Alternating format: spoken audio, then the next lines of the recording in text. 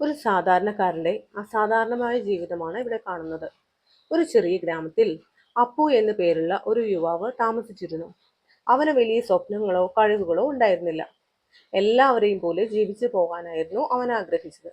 എന്നാൽ ഒരു ദിവസം ഗ്രാമത്തിലെ ഒരു വയസ്സായ ഗുരു അവനോട് പറഞ്ഞു, അപ്പു, നിനക്ക് നിന്റെ ഏറ്റവും നല്ല രൂപമായി മാറാൻ സാധിക്കും. പക്ഷേ അതിന് നീ നിന്നെ തന്നെ കണ്ടെത്തണം. ഗുരുവിന്റെ വാക്കുകൾ അപ്പുവിനെ ചിന്തിപ്പിച്ചു. അവൻ ആദ്യമായി സ്വന്തം ജീവിതത്തെക്കുറിച്ച് ആഴത്തിൽ ചിന്തിക്കാൻ തുടങ്ങി.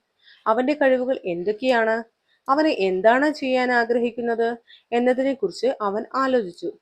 അവൻ ഒരു നല്ലൊരു കേൾവിക്കാരനാണെന്നും മറ്റുള്ളവരെ സഹായിക്കാൻ ഇഷ്ടമാണെന്നും അവൻ പതിയെ തിരിച്ചറിഞ്ഞു. അപ്പു തന്റെ ഈ കഴിവുകൾ ഉപയോഗിക്കാൻ തുടങ്ങി. അവൻ ഗ്രാമത്തിലെ പ്രശ്നങ്ങളിൽ ഇടപെട്ടു. ആളുകളുടെ വിഷമങ്ങൾ കേട്ടു. അവർക്ക് ചെറിയ സഹായങ്ങളൊക്കെ നൽകി തുടങ്ങി. ആദ്യം ഇതൊരു ചെറിയൊരു കാര്യമായി തോന്നിയെങ്കിലും പതിയെ പതിയെ ആളുകൾക്ക് അപ്പുവിന് വിശ്വാസമായി. അവന്റെ വാക്കുകൾക്കും പ്രവൃത്തികൾക്കും വിലയുണ്ടായി. അവൻ കൂടുതൽ പഠിച്ചു, പുതിയ കാര്യങ്ങൾ മനസ്സിലാക്കി. അവന്റെ പരിമിതികളെക്കുറിച്ച് അവന് ബോധ്യമുണ്ടായിരുന്നു. എന്നാൽ അവയെ അവൻ അംഗീകരിക്കുകയും മെച്ചപ്പെടുത്താൻ ശ്രമിക്കുകയും ചെയ്തു. അവന്റെ ഓരോ പ്രവൃത്തിയും അവനെ കൂടുതൽ മെച്ചപ്പെട്ട വ്യക്തിയാക്കി മാറ്റാൻ തുടങ്ങി. അവൻ മറ്റുള്ളവരുമായി നല്ല ബന്ധങ്ങൾ സ്ഥാപിച്ചു. അവന്റെ ജീവിതത്തിൽ ഒരു പുതിയ ലക്ഷ്യം കണ്ടെത്താൻ അവന് സാധിച്ചു. അങ്ങനെ വർഷങ്ങൾ കടന്നുപോയി. അപ്പു ഗ്രാമത്തിലെ ഏറ്റവും വിശ്വസിക്കാവുന്ന, എല്ലാവർക്കും പ്രിയപ്പെട്ട വ്യക്തിയായി മാറി.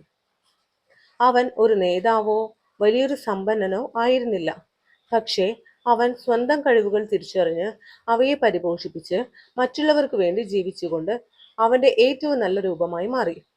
അവൻ ഓരോ ദിവസവും മെച്ചപ്പെടാൻ ശ്രമിച്ചു. അതാണ് അവനെ ഏറ്റവും മികച്ചവനാക്കിയത്. അവന്റെ സന്തോഷം മറ്റുള്ളവരെ സഹായിക്കുന്നതിലായിരുന്നു.